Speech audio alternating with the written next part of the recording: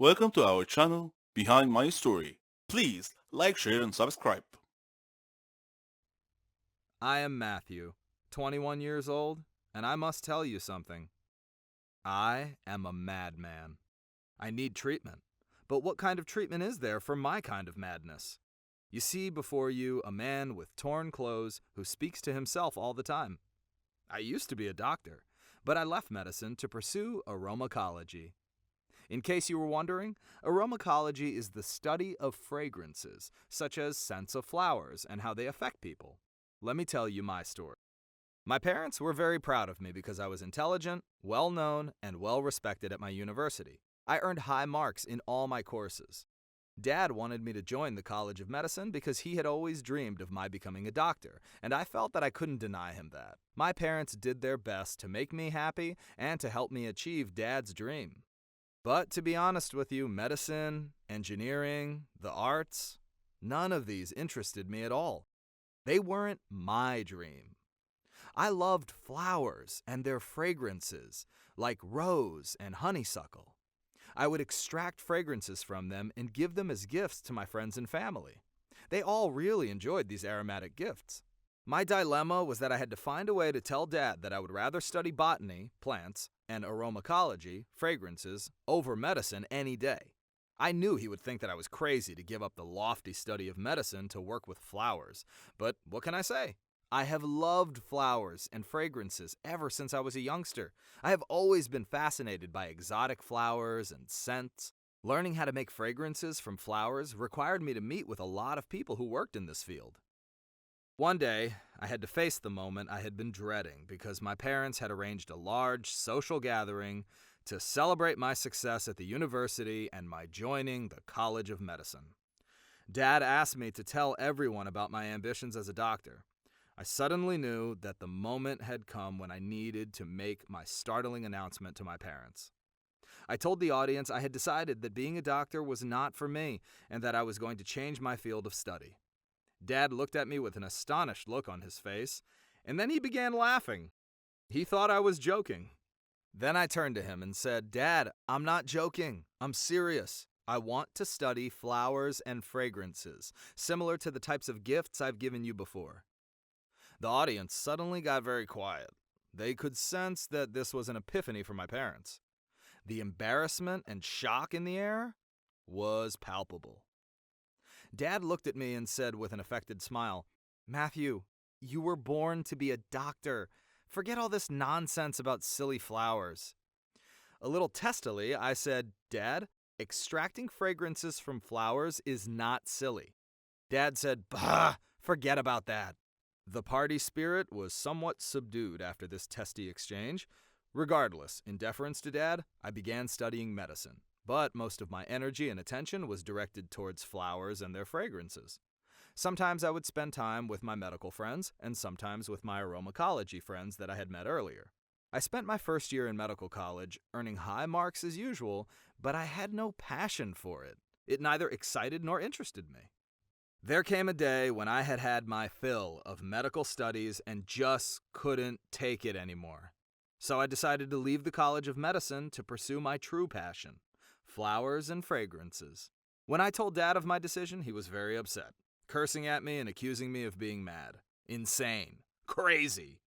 I repeated that I had zero interest in medicine and stated that the true madness was sticking with a field that I really didn't like at all. I moved away from home and stayed with a friend for a while before finally renting and moving into a small apartment. I faced a lot of obstacles in the beginning, but I didn't give up. I set up an arboretum by planting some flowers and nurturing them. I was working on a rare kind of fragrance extracted from a variety of flowers. I had to travel to obtain these specimens. My product fragrances weren't successful at first, but I persisted. Initially, I offered my fragrance products to various factories, but all refused my offer. So I continued in my studies. I worked in many different places. In the evenings, I would spend all my free time doing my experiments. Over time, I grew more proficient in producing unique fragrances. Then one day, I received a phone call from a famous factory. The factory owner told me that he might be interested in working with me, so I sent him some samples of my work, and they delighted him. And I was delighted that he was delighted. Thus began the lucrative stage of my new endeavor. I started earning a decent income and achieved a modicum of success in the end. After a while, I called Dad and asked him to forgive me, and he did, finally realizing that my passions were not necessarily his passions, and that I must pursue what I enjoyed the most. I have my own factory now. I achieved my dream in the end. My advice to you, the readers, is never to give up when pursuing your dreams. With persistence, you will be successful one day. So what do you think? Was I a madman to give up medicine for aromacology? Was I a madman to give up medicine for aromacology? Hi, my name is Patricia, and I'm 21 years old. I'm a working medical student who deals with patients, people who are sick, injured, or dying. In my field, one has to stay calm and act wisely when dealing with these matters. But there are cases where you need to be quick and on your feet. Such a situation happened to me once. I traveled to China with some other med students on a medical intern exchange. When we arrived, we were welcomed by the hospital staff, who were very professional, polite, and decent. During our on-the-job training, we dealt with various strange illnesses, but the hardest one of all was called the coronavirus. It spread from country to country, terrifying the whole world because it presented a severe threat to people's lives, especially older people, heavy smokers, and people with weak immunity systems. I was often conflicted between my survival instincts that were telling me to leave China and the oath that I took that compelled me to save people's lives instead of letting them die. My oath and sense of duty won out in the end, and I continued working at the hospital. The doctors and nurses wore surgical masks and gloves continuously due to the rapid influx of cases, which were increasing by the hour. My manager demanded more doctors and nurses to augment our staff, as we were quickly becoming overwhelmed. The situation was dire, as were the World Health Organization statistics. One night, one of our nursing staff got infected, and soon after that, several doctors did as well. If we, health caregivers, were getting sick, then who would be left to tend to the patients? A few nights after, by chance, I overheard one of the staff talking on the phone. He was discussing a plot with another person on the other end. He wanted to sell used medical equipment as new ones to the other hospitals. No wonder nurses and doctors were getting infected. Their plot would spread the virus even faster by infecting the only people who could slow it down. What a vicious cycle. I went to the police station and told them about this heinous plot. They investigated and verified what I had told them. They then confiscated the contaminated masks and gloves. When they went to that person's office, he had already disappeared. 2 days later, I found a letter on my desk. It was a threat that read, "You will pay for what you did."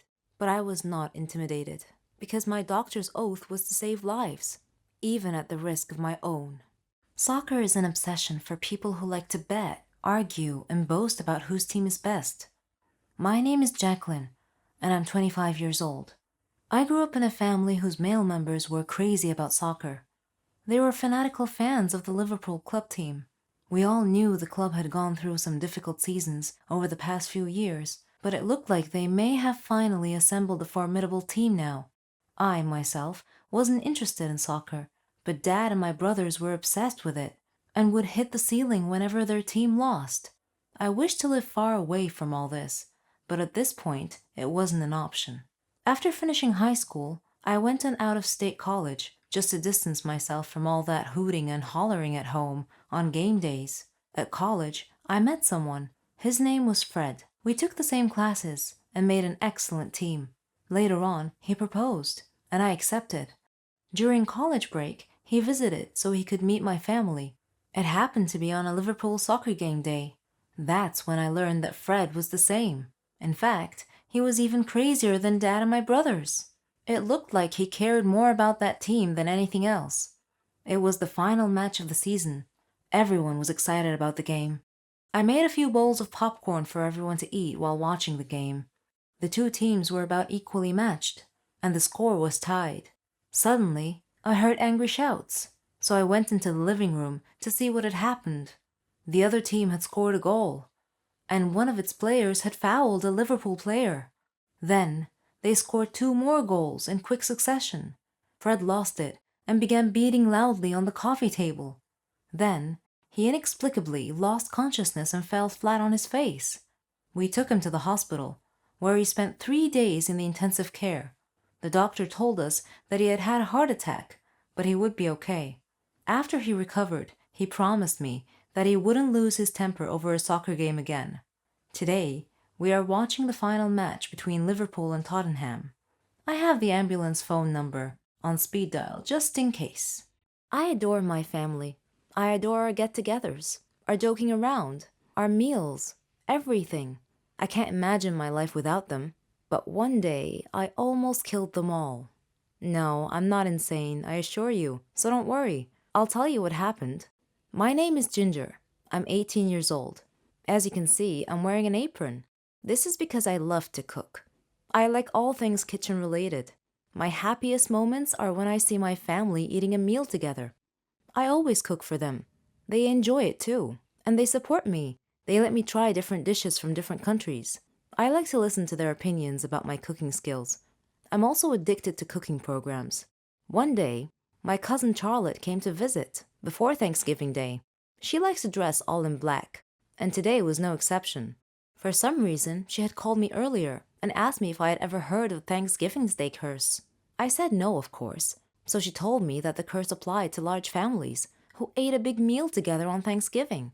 The curse was the result of an evil spirit named Vicky, who would possess the cook's body in some family's household and poison the whole family. She said that Vicky used to be a housewife who was a great cook and who loved her family, and yet she poisoned them all during Thanksgiving meal. She watched them die one by one, and then she killed herself as the grand finale. At first, I thought Charlotte was joking and trying to scare me, and I told her that it was nonsense, just an old wives' tale. But she said that every legend was usually based on facts. I paused for a second. That was partly true. I went to my room and searched the internet and found the same information about the curse that she had relayed to me, which frightened me even more. Vicky was just like me, or was it the opposite? I stopped myself from getting deeper into this. I needed to focus on preparing the meal. On Thanksgiving's Day, my father bought some groceries, which included a white bottle of liquid.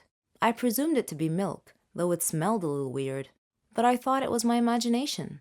My aunt called and said she would be arriving a few minutes later, so I had to hurry and finish the meal quickly. My finishing touch was dessert. It was going to be pumpkin candy. I prepared it using the milk that Dad bought. After everyone had arrived, I served dinner. We all sat down and prayed before the meal. Then, everyone started eating. Things were going well. Everyone was chatting merrily and complimenting me on the food. I was overjoyed. But somehow, I couldn't shake this feeling that something was wrong. I looked at Charlotte, but she smiled supportively. Suddenly, one by one, the people around the table started clutching their stomachs and groaning in pain. The last thing I remember before I lost consciousness was my brother calling the ambulance. When I woke up later, I was lying in a hospital bed, alongside all my family members, who were also lying in the hospital bed. The doctor came in and reported happily that we would all be fine. Then he looked at me and winked. He also said, "Next time, young lady, I suggest not using white paint in your cooking." And that was how I almost killed my loving family.